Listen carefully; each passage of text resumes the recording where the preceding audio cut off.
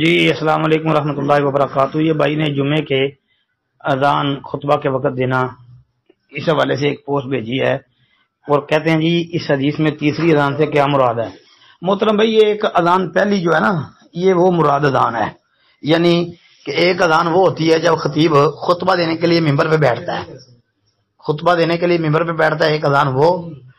تو ایک اس سے پہلے 20-25 منٹ ویسے ایک اذان دے دیتے ہیں، تو وہ اذان کے بعد خطبہ شروع نہیں ہوتا، پھر اس کے بعد ایک اذان کے بعد خطبہ شروع ہوتا ہے دو، اور ایک جو اقامت ہے اس کو بھی اذان سے تعبیر کیا ہے، تو اس طرح یہ تین بن گئی نا.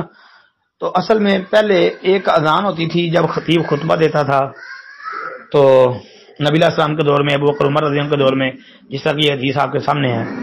تو پھر ایک تیسری اذان جو ہے وہ کون سی تھی جو اس سے پہلے، یعنی جس کو ہمارے عرف عام میں پہلی اذان کہا جاتا ہے، تو یہ حضرت عثمان رضی اللہ تعالیٰ عنہ کے دور میں زورا مقام پر دی گئی تھی. یہ بازار کے اندر ایک جگہ تھی، جس طرح کہ اونچی ایک ٹیلا ہوتا ہے، پہاڑی ٹائپ جگہ تھی اونچی وہاں پر. تو یہ وہ تھی. باقی یہ ہے کہ نبی علیہ الصلوۃ والسلام ابو بکر عمر رضی اللہ کے دور میں یہ ایک اذان ہوتی تھی اس وقت جب خطیب خطبہ دیتا تھا، تو ہمیں بھی چاہیے کہ ایک اذان اس وقت دیں.